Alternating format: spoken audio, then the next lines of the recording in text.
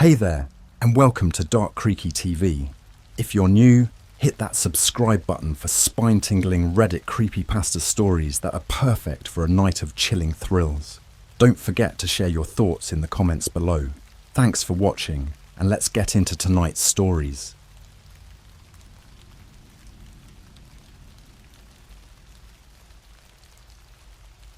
I see a strange SUV standing on the highway when I come from work.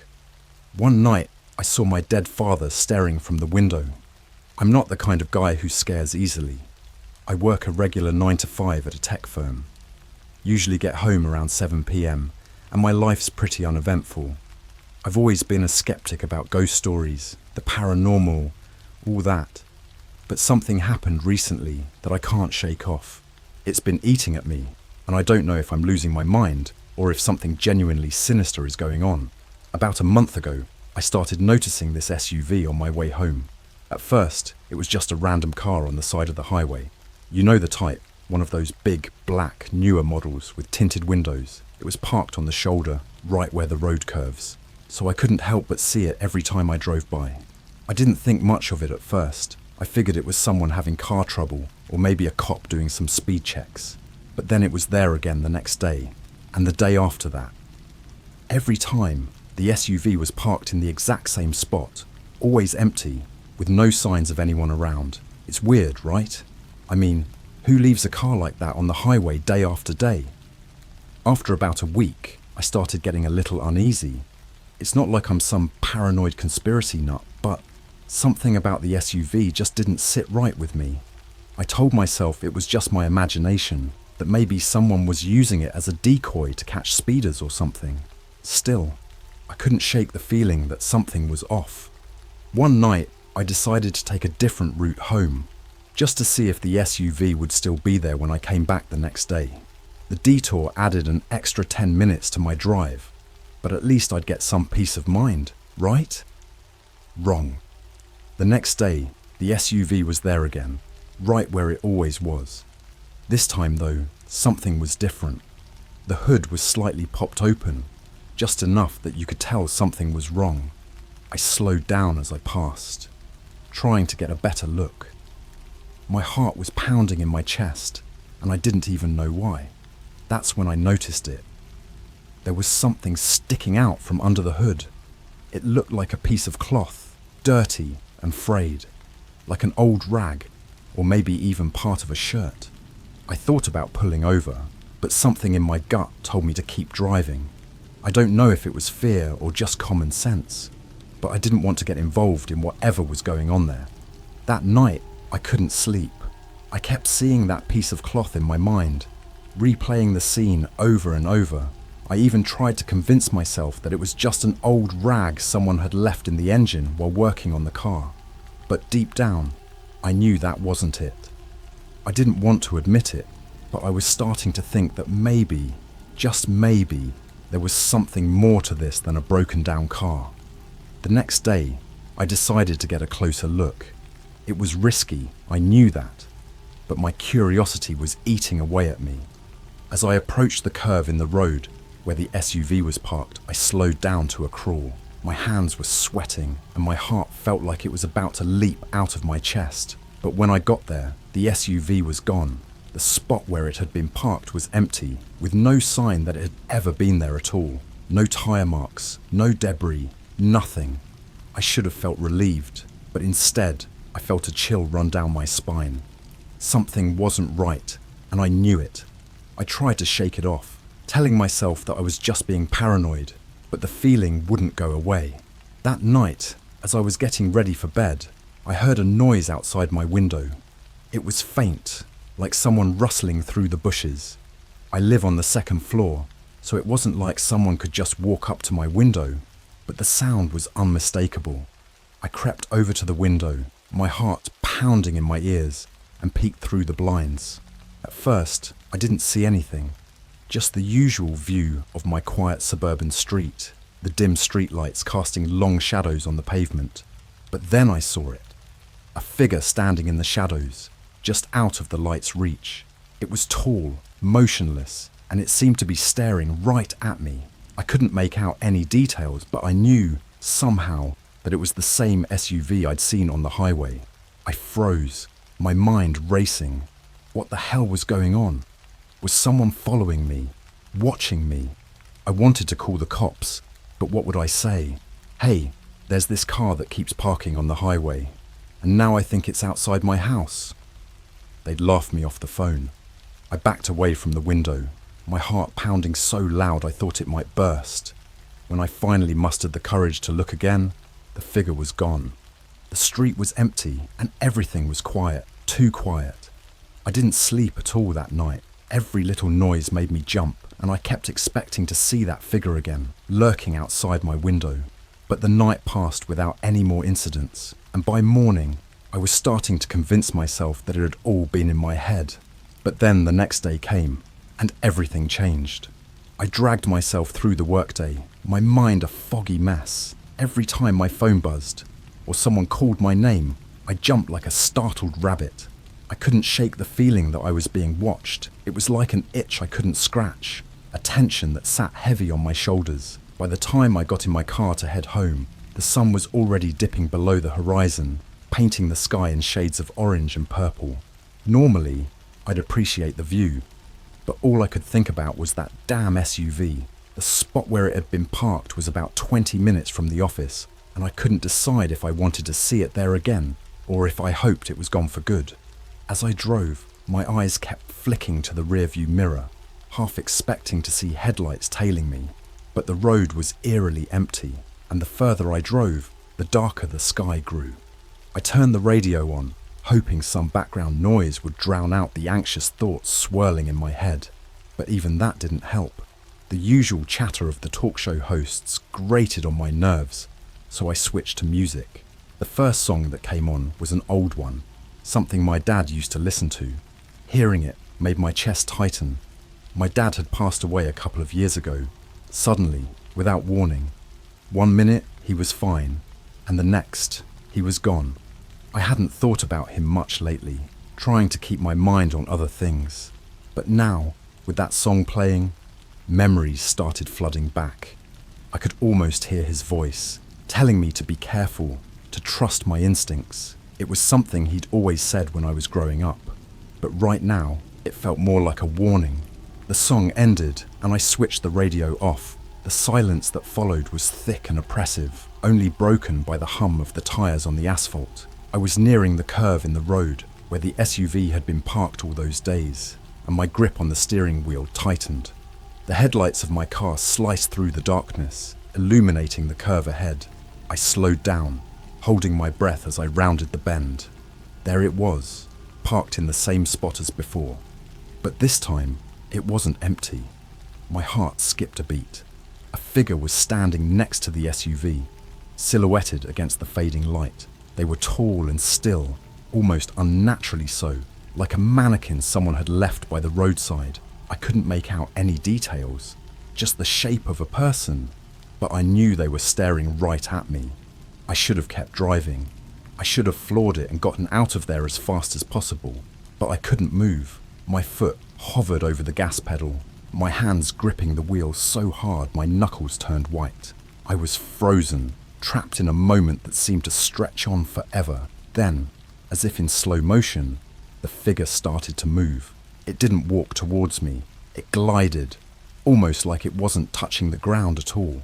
My breath caught in my throat as it reached the front of the SUV, and I could see more clearly. It was a man, wearing dark clothes, his face obscured by the shadows. But what struck me most were his eyes, cold, lifeless, and staring straight into mine through the windshield. I slammed on the gas, my tyres screeching as I tore down the highway. The figure disappeared from view, but the image of those eyes was burned into my mind. I couldn't shake the feeling that I'd just seen something I wasn't supposed to. Something that was never meant to be witnessed by anyone still breathing. The rest of the drive home was a blur. My heart was racing, my hands trembling as I clutched the steering wheel. I kept checking the rearview mirror, expecting to see that man, or whatever he was, following me. But the road behind me remained empty, save for the occasional car passing in the opposite direction. When I finally pulled into my driveway, I sat in the car for a long moment, trying to calm myself down. My house looked normal, almost inviting, the porch light casting a warm glow over the front steps, but the sight did nothing to soothe the growing dread in my chest. I kept thinking about that song on the radio, how it had felt like my dad was trying to warn me. It was just a coincidence, I told myself. It had to be. I forced myself to get out of the car, my legs feeling like jelly. The air was cool, a slight breeze rustling the leaves of the trees lining the street. Everything seemed calm, peaceful, but I couldn't shake the feeling that I was being watched. My skin prickled with unease as I hurried to the front door, fumbling with my keys. Once inside, I locked the door behind me, triple-checking to make sure the deadbolt was secure. The house was dark and quiet, and I was grateful for it. The silence was comforting in a way, as if I could pretend that nothing unusual had happened, that everything was just as it should be. But as I made my way through the house, turning on lights as I went, I couldn't shake the feeling that something was wrong. I kept expecting to see someone standing in the shadows, watching me. I even checked the windows, making sure they were locked. I knew it was irrational, but I couldn't help myself.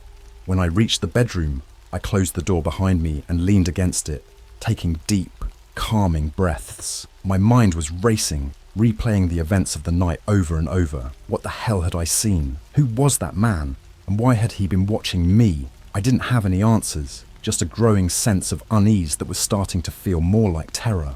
I knew I wouldn't be able to sleep, not after what I'd seen, but I had to try. I had to convince myself that it was all just a bad dream, that I'd wake up tomorrow and everything would be back to normal. But as I climbed into bed, pulling the covers up to my chin, I felt a cold draft on the back of my neck. It was subtle, like someone had opened a window just a crack. But when I turned to look, all the windows were closed, the curtains drawn tight. That's when I noticed the closet door. It was open, just a sliver, though I distinctly remembered closing it before I left for work that morning. My breath caught in my throat as I stared at the dark gap, my mind racing with possibilities. I wanted to get up, to close it, but I couldn't move. It was like I was paralyzed, my body refusing to obey my commands. And then, out of the darkness of the closet, I saw something that made my blood run cold. 2 eyes, just like the ones I'd seen by the SUV, staring back at me. I don't know how long I lay there, frozen in fear, staring into those eyes. All I knew was that I couldn't look away, no matter how badly I wanted to. They were drawing me in, pulling me deeper into the darkness. And in that moment, I realized something that sent a chill down my spine. Those weren't just any eyes, they were my father's. I must have passed out at some point, because the next thing I remember was waking up to the harsh ring of my alarm clock. The room was bathed in the dull grey light of early morning, and for a brief, blissful moment, I thought it had all been a nightmare. But then I saw the closet door, still slightly ajar, and my stomach dropped. The events of the night before came rushing back in vivid detail, and I felt that same cold dread settle over me like a heavy blanket. Those eyes, my father's eyes, had been staring at me from the darkness. I didn't know how or why, but I was sure of it.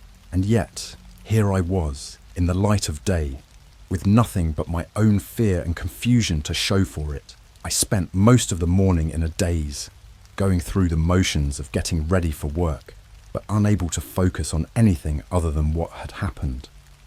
The rational part of my brain was screaming at me, trying to convince me that it had all been a hallucination, a trick of the mind brought on by stress and lack of sleep.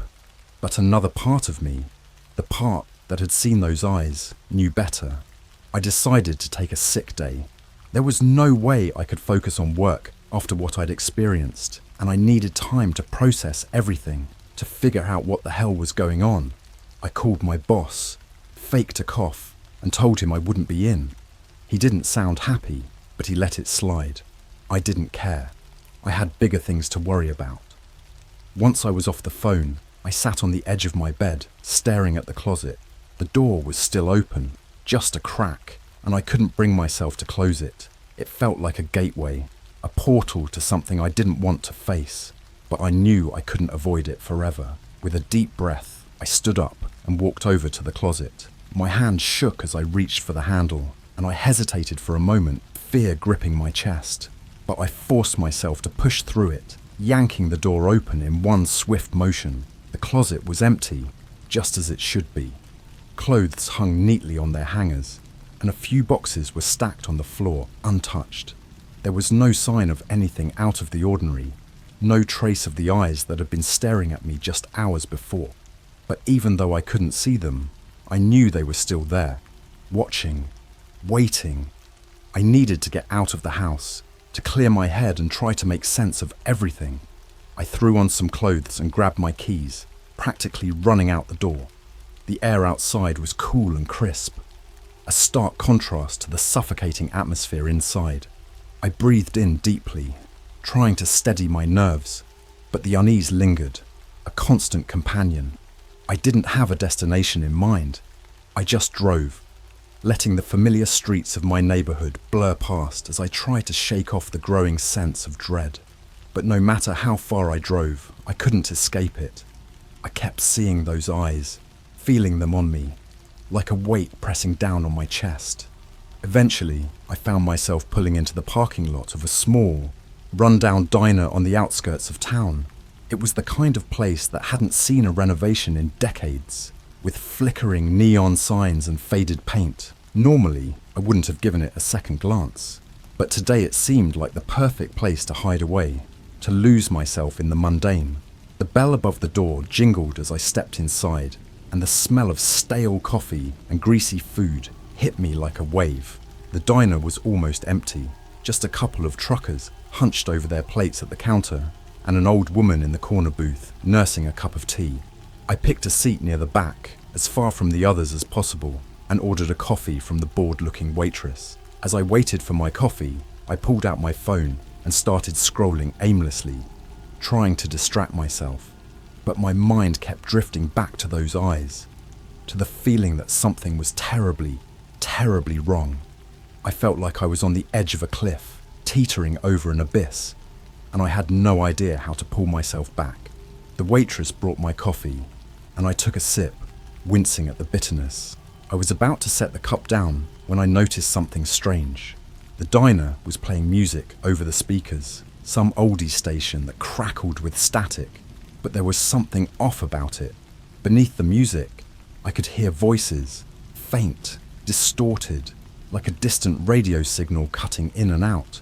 I strained to listen, trying to make out the words, but they were too garbled. Still, there was something eerily familiar about the tone, a cadence that sent a shiver down my spine. It reminded me of the way my dad used to talk when he was telling me something serious, something I needed to listen to. The longer I listened, the clearer the voices became. They were talking about me. I couldn't make out everything, but I caught fragments, my name, my job, details about my life that no one in that diner could possibly know. It was like someone had tapped into my thoughts, my memories, and was broadcasting them over the static. I looked around the diner, my heart pounding in my chest. The truckers were still eating, oblivious, and the old woman hadn't moved from her spot. No one seemed to notice the voices, no one but me. I fumbled for my phone, trying to record the sound, to capture some proof that I wasn't losing my mind. But as soon as I hit the record button, the voices stopped, replaced by a low, eerie hum that made my skin crawl. I stared at my phone, my hands trembling. What the hell was happening to me? First the SUV, then the eyes, and now this. It felt like my world was unraveling, like reality itself was shifting around me. The hum from the speakers grew louder, more insistent, and I realized with a start that it wasn't coming from the diner's sound system. It was coming from my phone. I stared at the screen, my heart racing, as the hum morphed into a voice, deep, distorted, and terrifyingly familiar. "Don't trust them," it said. The voice was unmistakable. It was my father's. My blood ran cold, and I dropped the phone as if it had burned me. The screen went dark, and the hum stopped as suddenly as it had started. The diner was silent again, save for the clatter of dishes and the low murmur of conversation. Everything seemed normal, but I knew it wasn't. I reached down to pick up my phone, my fingers shaking, and stared at the blank screen. My mind was racing, trying to make sense of what I'd just heard. My father was dead. He'd been dead for years. There was no way he could be speaking to me through the static. No way he could be warning me, unless he wasn't really gone. Unless he was trying to tell me something I needed to hear. I shoved the phone into my pocket and stood up, my legs unsteady. I needed to get out of there, to figure out what was going on. But as I turned to leave, I caught a glimpse of the old woman in the corner booth. She was staring at me, her eyes wide and unblinking. And in that moment, I realized with a sickening jolt that her eyes were the same as the ones I'd seen in the closet. My father's eyes. I bolted out of the diner, my heart racing, leaving my half-drunk coffee and whatever semblance of sanity I had behind. The cool air hit me like a slap in the face, but it did little to calm the growing panic gnawing at my insides. My mind was a storm of thoughts, none of them coherent, all of them terrifying. What the hell was happening? How could those eyes, my father's eyes, be staring at me from a stranger's face? I stumbled to my car, fumbling with the keys, my hands shaking so badly I nearly dropped them twice before finally managing to unlock the door. I didn't look back at the diner. I couldn't.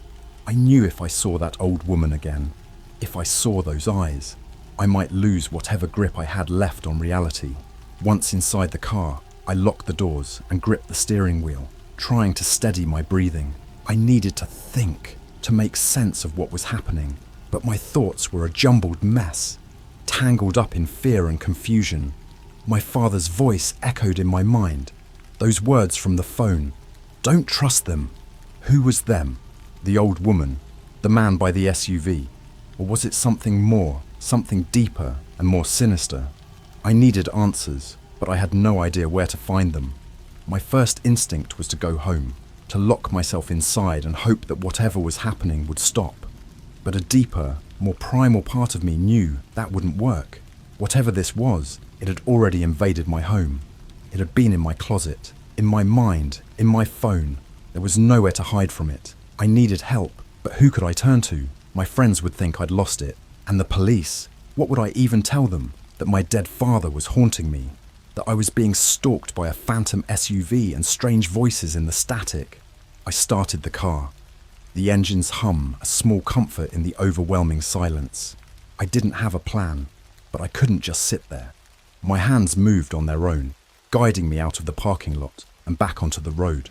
I didn't know where I was going, but I kept driving, hoping that somehow the answers would come to me. The sun was sinking lower in the sky, casting long shadows across the road as I drove aimlessly. The familiar streets of my town passed by in a blur, the houses and shops tinged with an eerie, otherworldly light. Everything looked normal, but nothing felt right. It was as if the world itself had shifted, tilted slightly off its axis, and I was the only one who noticed. I found myself heading toward the outskirts of town, the buildings thinning out as the road stretched into open countryside. The air grew colder, the sky darkening with the approach of night. I should have turned back, but something kept me going, some instinct deep inside that told me I had to keep moving, to outrun whatever was chasing me. Eventually, I pulled off the road into a small clearing, the only light coming from the dying rays of the sun and the dim glow of my headlights. The place was quiet, almost peaceful, but the silence felt heavy, oppressive. I turned off the engine and sat there for a moment, listening to the ticking of the cooling engine, trying to gather my thoughts. That's when I noticed it, a faint movement in the rearview mirror. My heart skipped a beat and I forced myself to look. At first, I didn't see anything out of the ordinary, just the reflection of the back seat and the trees behind me, swaying gently in the breeze. But then, out of the corner of my eye, I saw it again. A shadowy figure, just barely visible in the fading light. I whipped around, my breath catching in my throat, but the back seat was empty. My hands were trembling as I turned back to the mirror, half expecting to see nothing. But the figure was still there, clearer now, as if it had moved closer. It was a man, tall with dark, indistinct features, almost like a silhouette. But there was something wrong with his face, something that made my skin crawl. It was my face, or at least a twisted, distorted version of it. I stared in horror as the figure in the mirror grinned at me, a slow, malicious smile that sent a shiver down my spine. Its eyes, dark and empty, bore into mine, and I felt a wave of nausea wash over me. This wasn't just a reflection. This was something else, something that had crawled its way out of the depths of my mind, or worse, something that had been waiting there all along. I tried to look away, to break the connection, but I couldn't. I was trapped, held captive by those eyes, by that grin. My hands tightened on the steering wheel, my knuckles white with fear. As the figure in the mirror began to move, it leaned closer, its features becoming more defined, more real, until I could see every twisted detail of that horrible, mocking smile. Then, in a voice that sounded like 1,000 whispers all at once, it spoke. "Let me in." I recoiled, my heart hammering in my chest. The words echoed in my mind, a terrible, insistent demand that I couldn't escape. I wanted to scream, to run, but I was frozen, paralyzed by fear and that voice. "Let me in," it repeated, its tone more forceful, more urgent. The figure in the mirror pressed its face closer to the glass, its features warping and shifting, becoming something inhuman, something monstrous. And then, just as suddenly as it had started, it stopped. The figure was gone, the mirror showing nothing but the empty back seat and the trees beyond. But the sense of dread remained, a heavy, suffocating presence that filled the car, filled me. I was shaking all over, my breath coming in short, ragged gasps. I needed to get out of there. I needed to get as far away from that place, from that thing in the mirror as possible. But as I reached for the keys, a thought struck me, a terrible, undeniable realization that sent a fresh wave of terror through my veins. If that thing in the mirror wanted in, where would it go if I let it? I forced myself to take deep breaths, to calm down enough to think clearly. I couldn't stay there, but I couldn't let it in either. I had to do something, anything to break whatever hold it had on me. I fumbled with the door handle, nearly stumbling out of the car in my haste to get away. The cool air hit me like a splash of cold water, jolting me back to my senses.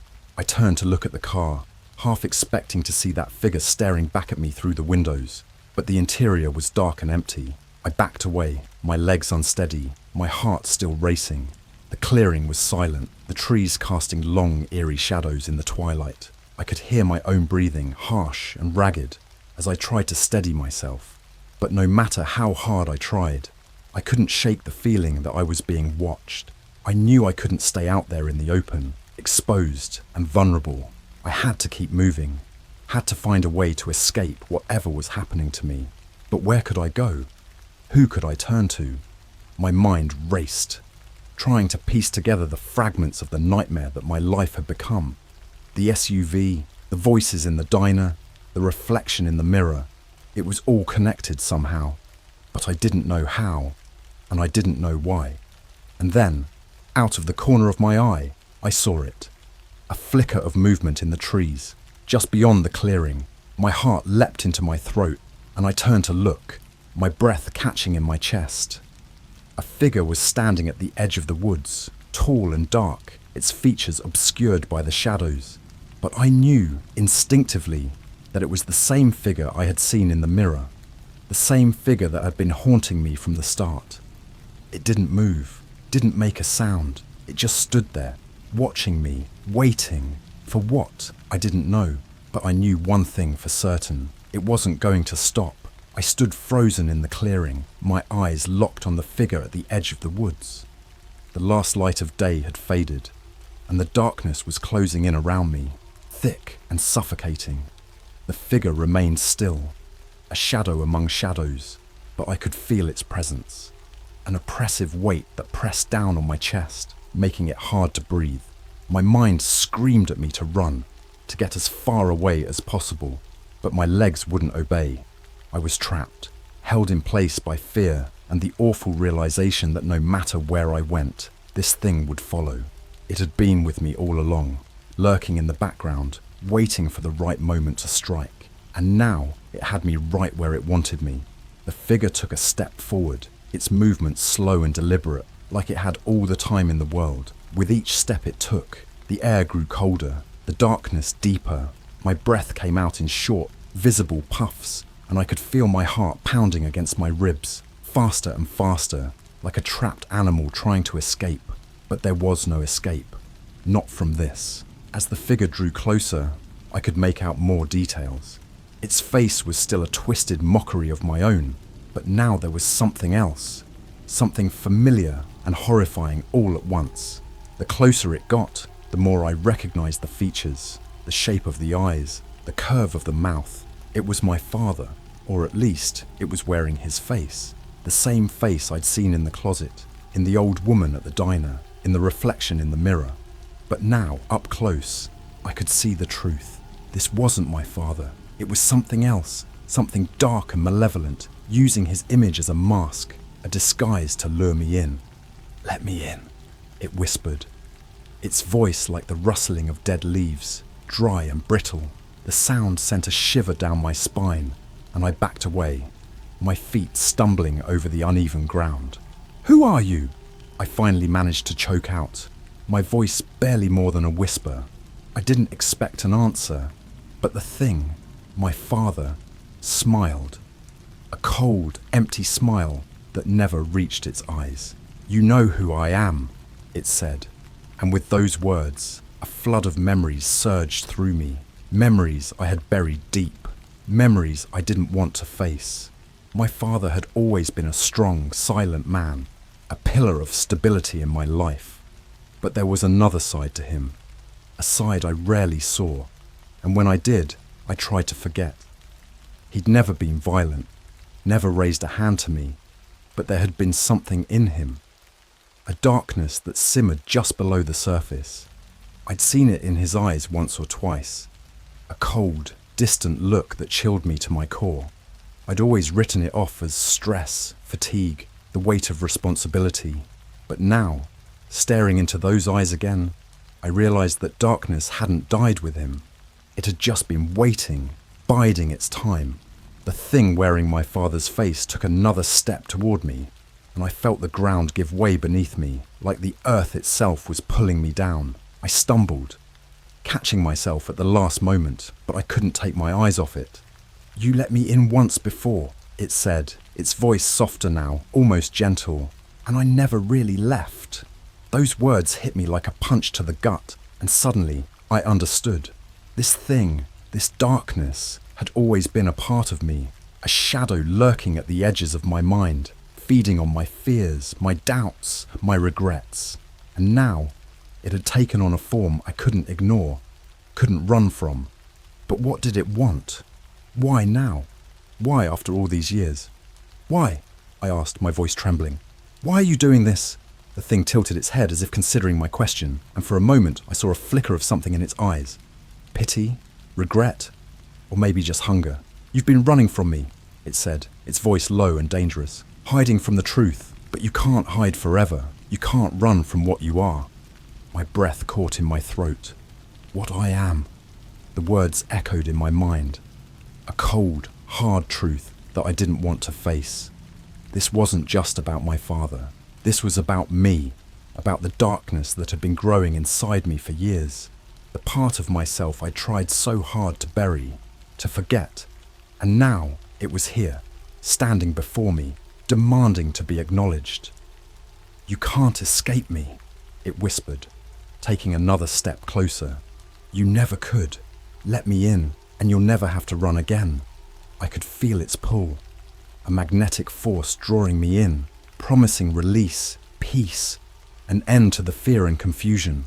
All I had to do was let go, to give in, to accept that this darkness was a part of me, had always been a part of me, but deep down, I knew what that meant. It wasn't just about accepting my past, my mistakes. It was about giving up, surrendering to the darkness, letting it consume me. "No," I said, my voice stronger now, more certain. I took a step back, forcing myself to break eye contact with the thing that wore my father's face. "You're not real. You're just a shadow, a memory. You're not him." The thing's smile faded, replaced by a cold, hard expression, and I felt the temperature drop even further. The trees around us seemed to close in, their branches reaching out like twisted fingers, and the darkness thickened, pressing in on me from all sides. "You can't escape me," it hissed, its voice losing that veneer of humanity. "You can't run from yourself." But I wasn't running. Not anymore. I closed my eyes, blocking out the sight of that twisted face, the creeping shadows. I focused on my breathing, on the beating of my heart, on the memories of my father. My real father, not this twisted imitation. I remembered his laugh, the way he used to ruffle my hair when I was a kid, the warmth of his embrace. I held on to those memories, let them fill me, push back the darkness. "You're not real," I repeated, my voice steady now, filled with conviction. "And you're not my father," the thing snarled, a low, guttural sound that sent a chill down my spine. But I held my ground, kept my eyes closed, and focused on the light within me, the warmth of my father's love, the strength he had given me. There was a moment of silence, thick and heavy, and then slowly the air began to warm. The oppressive weight lifted, and I felt the ground solidify beneath my feet. I opened my eyes and the clearing was empty. The figure was gone, the shadows receding, leaving me standing alone in the pale light of the moon. I took a deep, shuddering breath, my heart still racing but steadying with each beat. The darkness was still there, somewhere deep inside me, but it was different now, weaker, contained. I knew it wasn't gone, not completely. It would always be a part of me, lurking at the edges of my mind, waiting for a moment of weakness. But I wasn't afraid anymore. I had faced it, acknowledged it, and I had survived. I turned and walked back to my car, my steps slow but sure. The night was still, the air cool but not cold. I felt lighter, as if a great weight had been lifted from my shoulders. I knew there would be more battles to come, more shadows to face, but for now, I had won. As I drove away from the clearing, the road stretching out before me, I glanced in the rearview mirror one last time. The back seat was empty, and the reflection that stared back at me was my own, tired but unbroken, and for the first time in a long time, I felt like I was truly in control.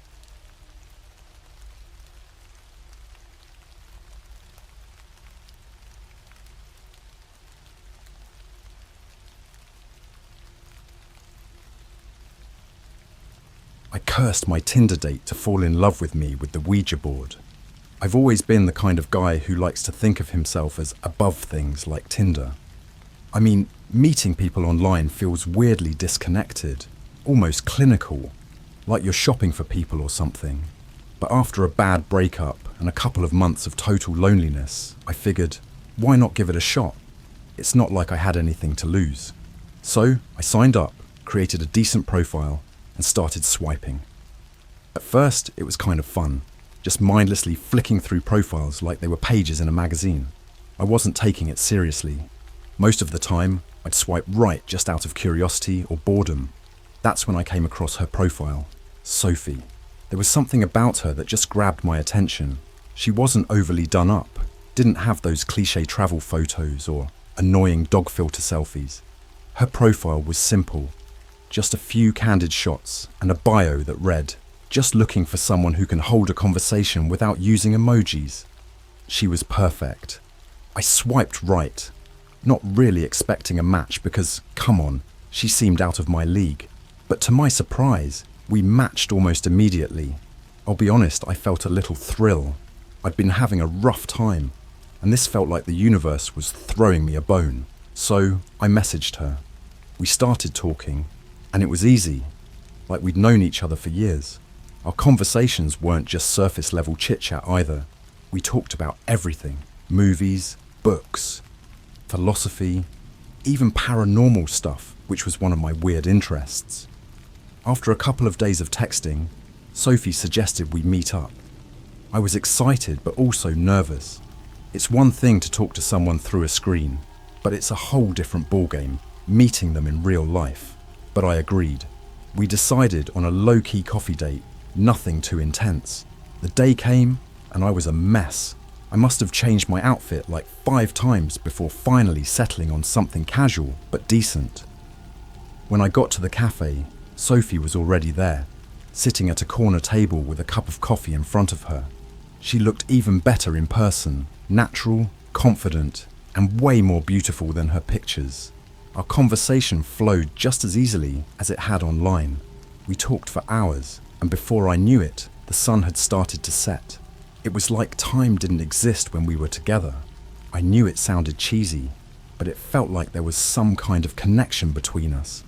Something deep and inexplicable. At the end of the date, Sophie suggested we hang out again soon, maybe at my place next time. I agreed, maybe a little too eagerly, but I didn't care. I was hooked. We set a date for the following weekend, and I left the cafe feeling like I was on cloud 9. That night, though, as I lay in bed, I couldn't shake this weird feeling.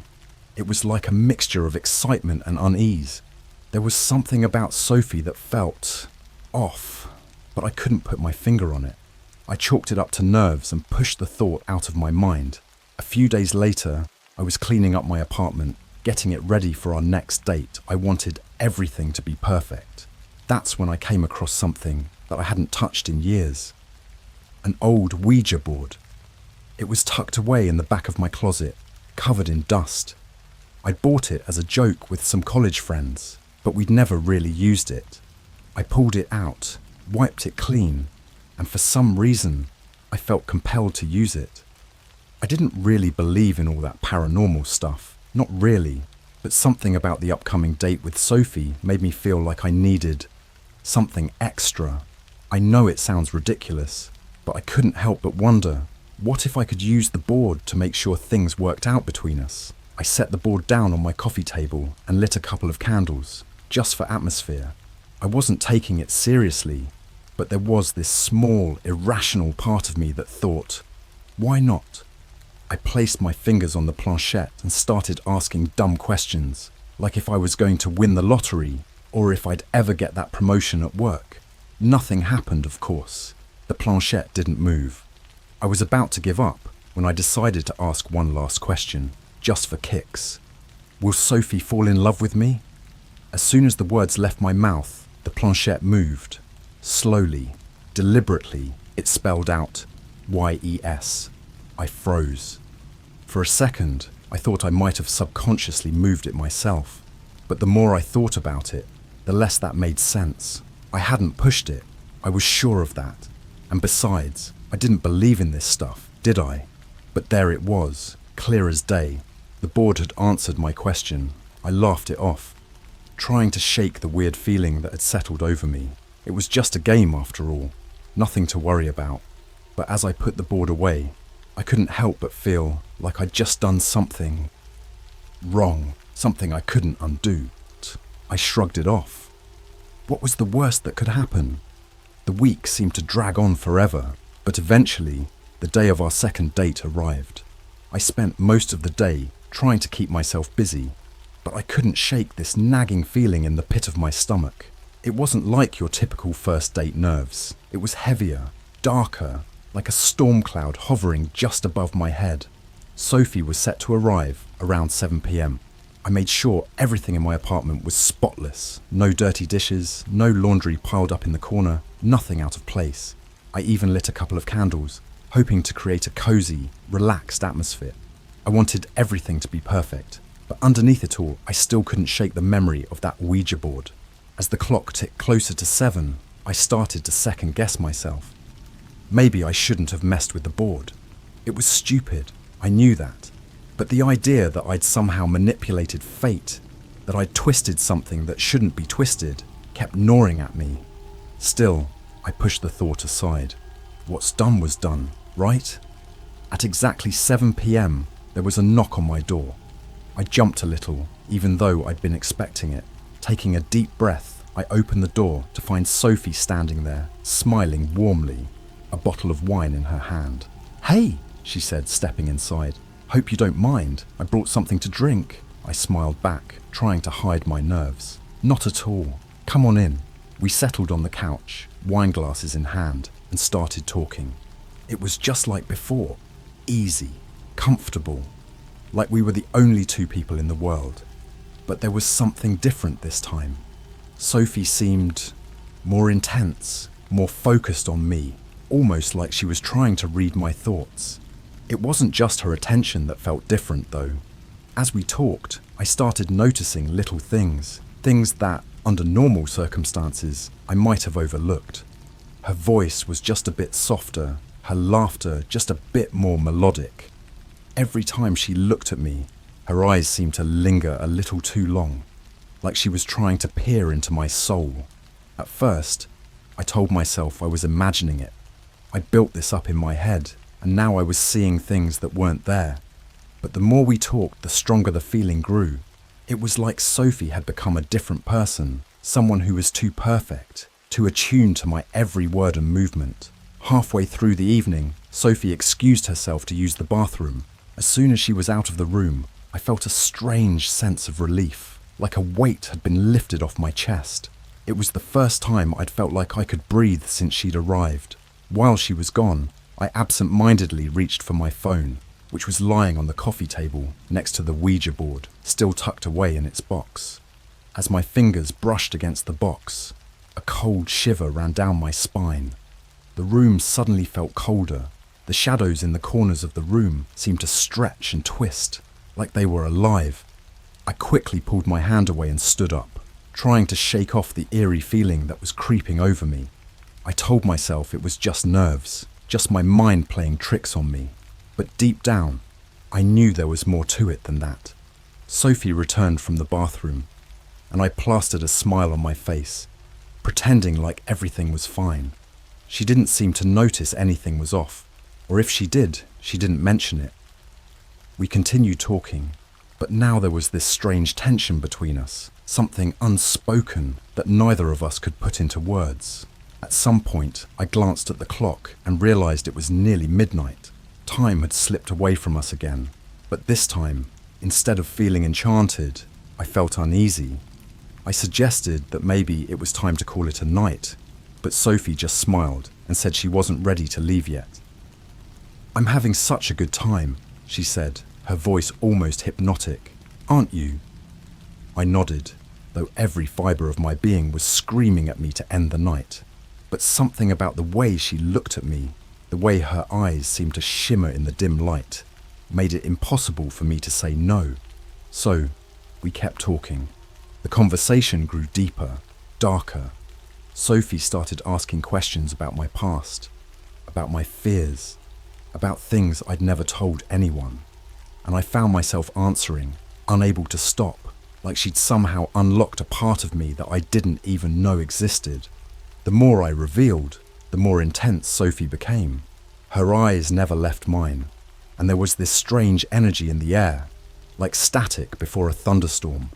I could feel the hairs on the back of my neck standing on end, my heart pounding in my chest. It was as if she was drawing something out of me, something I didn't want to give. Finally, after what felt like hours, Sophie leaned in closer, her face just inches from mine. "I'm really glad we met," she whispered, her breath warm against my skin. "I think we're going to be perfect together." There was something in her tone that sent a chill down my spine. It wasn't a statement, it was a declaration, like she knew something I didn't, like she was absolutely certain of it, more certain than I was of anything in my life. I tried to smile, but it felt forced. "Yeah," I managed to say. "Me too." We finally said our goodbyes a little after 1 a.m. As I closed the door behind her, I felt a strange mix of relief and dread. I was glad she was gone, but I couldn't shake the feeling that something had changed, something fundamental. I wandered around my apartment for a while, unable to relax. I knew I should just go to bed, but I couldn't stop thinking about the night, about Sophie's intensity, about that damn Ouija board. Eventually, I found myself back in the living room, staring at the box. Without really thinking, I pulled it out and opened it, laying the board out on the coffee table again. The planchette was still there, waiting. I hesitated for a moment, then placed my fingers on the planchette, just like before. I didn't even have a question in mind, but as soon as I touched it, the planchette started to move, slowly at first, then faster, spelling out a single word over and over, S-O-P-H-I-E, S-O-P-H-I-E. I yanked my hands away like I'd been burned. The planchette stopped moving, but the word was still there, clear as day, staring back at me from the board. My heart was racing, my mind reeling. I didn't know what to think, what to believe, but one thing was clear. Whatever I'd done, whatever I'd set in motion with that board, it wasn't something I could just ignore. Something had changed. Sophie wasn't just a girl I'd met on Tinder. She was something else, something I couldn't explain, something that terrified me more than I'd ever admit. And the worst part, I had no idea what to do next. The next morning, I woke up with a pounding headache, the kind that felt like someone was driving nails into my skull. I rolled over in bed, groaning, and that's when I noticed my phone on the nightstand. The screen lit up with a text notification. It was from Sophie. "Good morning. I had a great time last night. Can't stop thinking about you." I stared at the message, trying to push through the fog in my brain. Her words were sweet, normal, the kind of text you'd expect after a good date, but something about it made my skin crawl. It wasn't just the message itself, it was the fact that it felt off, like there was something lurking beneath the surface that I couldn't quite put my finger on. I typed out a quick response, something generic about how I had a good time too, and hit send. Then I tossed my phone aside, trying to ignore the sick feeling in my gut. The whole day was a blur. I went through the motions, showering, getting dressed, pretending to work, but I couldn't focus on anything. My mind kept drifting back to the night before, to Sophie's intense gaze, to the way she seemed to know everything about me, to that damn Ouija board spelling out her name. By mid-afternoon, I couldn't take it anymore. I needed to clear my head, get out of my apartment, away from the oppressive feeling that had settled over me like a thick fog. I grabbed my keys and headed out, not really caring where I went, as long as it was far from the board, from Sophie, from everything that was making my skin crawl. I ended up at a nearby park, one of those places where people go to jog, walk their dogs, or just sit on a bench and watch the world go by. I found an empty bench near a small pond and sat down, trying to make sense of everything. As I sat there, staring at the water, I noticed something strange. Every person who passed by, whether they were walking their dog or pushing a stroller, seemed to glance at me out of the corner of their eye. At first, I thought I was just being paranoid, but then I started noticing that their glances weren't just casual. They were lingering. I tried to shake it off, telling myself it was just my imagination. But the more I tried to ignore it, the more obvious it became. People weren't just glancing at me, they were staring, and not in a friendly way. Their eyes followed me as they passed, like I was some kind of curiosity, something to be watched. My pulse quickened, and I could feel my palms starting to sweat. I stood up, deciding it was time to head back home. But as I started walking, I realized that the stares weren't stopping. In fact, they were getting worse. I picked up my pace, almost breaking into a jog, but every person I passed turned their head to watch me. It felt like they were all in on some secret, something I didn't know, something that terrified me. I could hear whispers too, low and unintelligible, like a swarm of bees buzzing just out of reach. By the time I made it back to my apartment, I was practically running. I slammed the door behind me, heart racing, and leaned against it, trying to catch my breath. What the hell was going on? Why was everyone looking at me like that? And those whispers, had I imagined them? I wanted to believe it was all in my head, that the stress and the weirdness with Sophie had just messed with my mind. But deep down, I knew something was wrong. Something had changed, and it wasn't just my imagination. I paced around my apartment, trying to calm down, but I couldn't shake the feeling that I was being watched, even here in my own home. I checked the windows, the locks, everything I could think of, but nothing seemed out of place. Still, the feeling of unease clung to me like a second skin.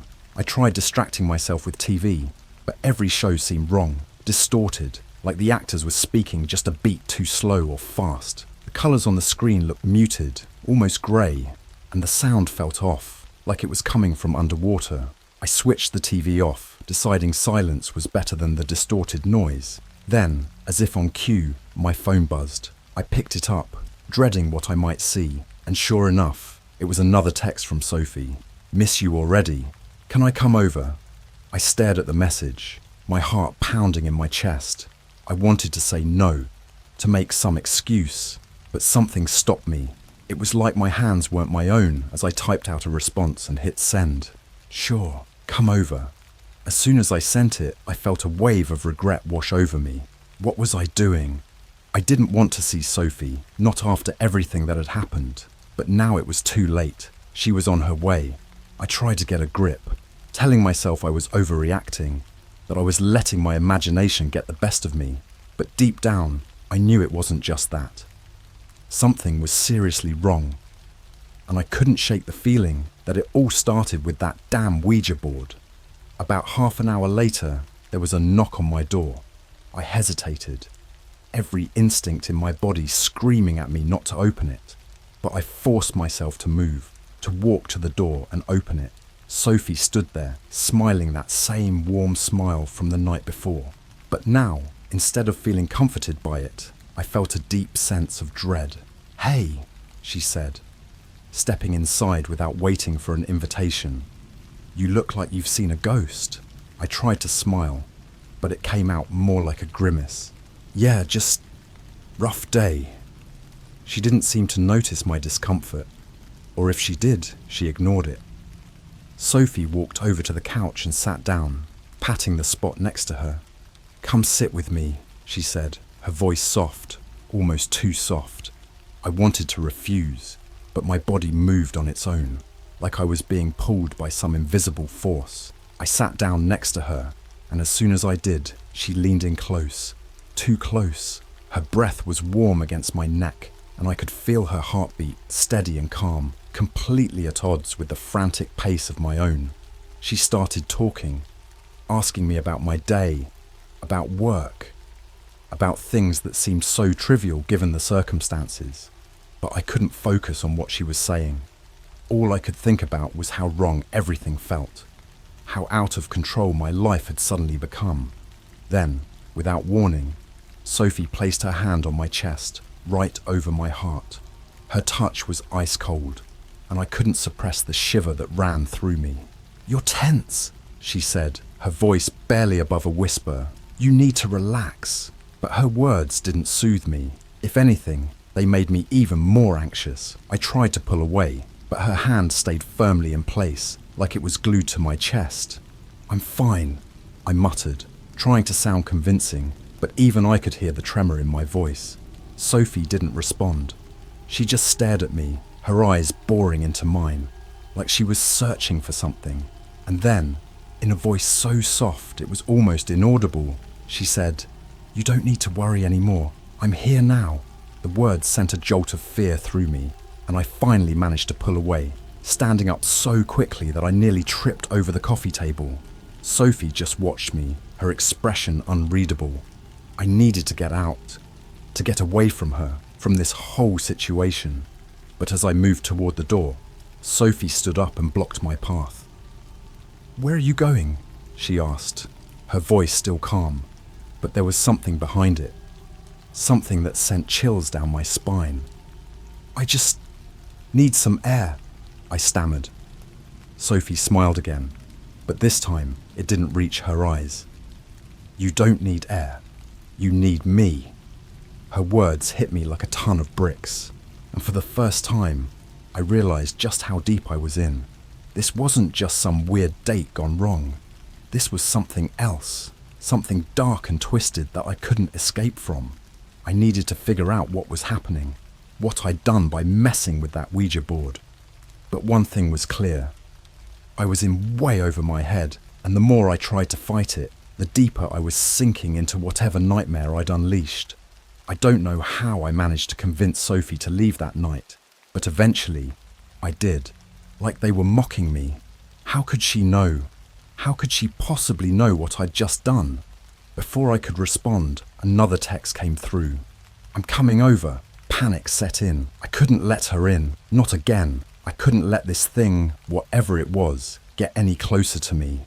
I rushed to the door, bolting it, double-checking the locks. But deep down, I knew it wouldn't be enough. My mind was racing, trying to think of a way out, some way to stop this. I thought about the forum post again, the warning that the entity wouldn't stop until it got what it wanted, and I realized, with a sinking feeling, that I had only one option left. I had to confront Sophie, whatever she'd become, whatever this entity had turned her into. I had to face it head on. I couldn't run, couldn't hide, not anymore. The only way out was through. I grabbed the remains of the board, stuffing them into a trash bag, and steeled myself for what I had to do. My heart pounded in my chest as I waited, every second feeling like an eternity. When the knock finally came, it was soft, almost gentle, but it felt like a death knell. I took a deep breath and walked to the door, my hand trembling as I reached for the knob. This was it. There was no turning back now. Whatever was on the other side of that door, I had to face it, no matter how terrifying it might be. I turned the knob and slowly opened the door, bracing myself for whatever came next. When I opened the door, Sophie was standing there, but she wasn't alone. The air around her seemed to shimmer, distorting the space like a heat wave. Her eyes locked onto mine, and I immediately felt like I was being pulled into them, drowning in an abyss that had no bottom. "Hello," she said, her voice smooth and sweet, but with an edge that made my skin crawl. She stepped inside without waiting for an invitation, just like before. I didn't try to stop her. I knew that nothing I could do physically would make any difference. This wasn't just Sophie anymore. Something else was with her, inside her, controlling her. I tried to steady myself, to keep my voice from shaking. "Sophie, we need to talk." She smiled, but there was no warmth in it, only that eerie calm that had become so familiar. "We don't need to talk. You already know what's happening." I swallowed hard, my throat dry. "This isn't you. Whatever this is, it's not you. I made a mistake, but we can fix this. You have to let me help you." Sophie tilted her head slightly, as if considering my words, but her expression didn't change. "You don't get it, do you? You can't fix this. You brought me here. You wanted this." My heart pounded in my chest as I tried to make sense of her words. "Wanted this? No, I never wanted." "You did," she interrupted, her voice growing colder. "You asked the board to make me fall in love with you. You asked for something unnatural, something you couldn't control. And now, here we are." I felt a wave of nausea wash over me as the reality of what I'd done hit me like a freight train. She was right. I'd asked for this, even if I hadn't understood the consequences at the time. I'd unleashed something dark, something that had taken hold of Sophie and turned her into this. "What are you?" I asked, my voice barely above a whisper. "What have I done?" For the first time, Sophie's smile faded, replaced by something darker, something that sent a chill down my spine. "I'm what you wanted. I'm what you asked for. But I'm not just Sophie. I'm more than that now." Her words hung in the air like a thick fog, suffocating me. I needed to do something, anything, to break whatever hold this thing had over her, but I felt paralyzed, frozen in place by fear and guilt. "You can't keep me here," I said, trying to summon some semblance of strength. "I'll fight this. I'll find a way to stop you." Sophie laughed, but it was a hollow, joyless sound. "You're not going to stop me. You're going to let me in. You're going to let this happen, because you have no other choice." As she spoke, I felt a pressure building in my chest, like something was squeezing the air out of my lungs. I stumbled backward, trying to get away from her, but the pressure only intensified. It felt like the walls were closing in on me, the room shrinking with every breath I took. Desperation clawed at me as I realized I had to act now or lose everything. I reached into the trash bag, where I'd shoved the remains of the Ouija board and pulled out the shattered pieces. They were jagged, splintered, but still held the weight of what they represented, the connection to whatever this thing was. With shaking hands, I held up the pieces between us. "This ends now," I said, forcing the words out through gritted teeth. Sophie's eyes flicked to the broken board, and for the first time, I saw something other than calmness in her expression, a flash of anger, maybe even fear. But it was gone as quickly as it had appeared, replaced by that same chilling smile. "You think that's going to help you?" she sneered. "You think you can just break a few pieces of wood and everything will go back to normal?" I didn't answer her. Instead, I did the only thing I could think of. I threw the pieces into the fireplace and grabbed a box of matches from the mantel. My hands were trembling so badly that it took 3 tries to strike a match. But finally, I managed to light it. Sophie's smile faltered as I dropped the match onto the pieces of the board. The flames caught quickly, spreading over the wood, crackling and hissing as they consumed it. For a moment, nothing happened, and I feared that I'd failed, that the fire wouldn't be enough. But then, something shifted. The air in the room grew thick, heavy, and the pressure in my chest intensified. Sophie's expression twisted, her face contorting with something that looked like pain. She stepped back, her hands clutching at her chest as if she were trying to pull something out of herself. "You can't do this," she hissed, her voice no longer smooth and sweet, but rough, like gravel. "You can't just—" She broke off, gasping, as the flames roared higher.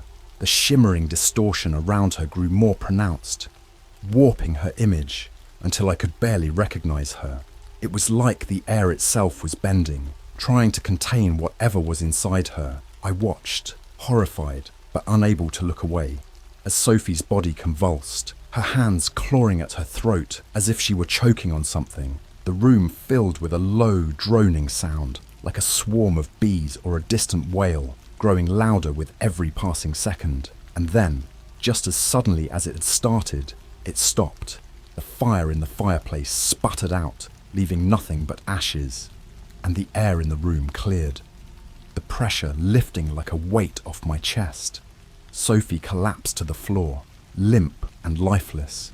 For a moment I was too stunned to move, my mind racing to process what had just happened. Had it worked? Had I really stopped it?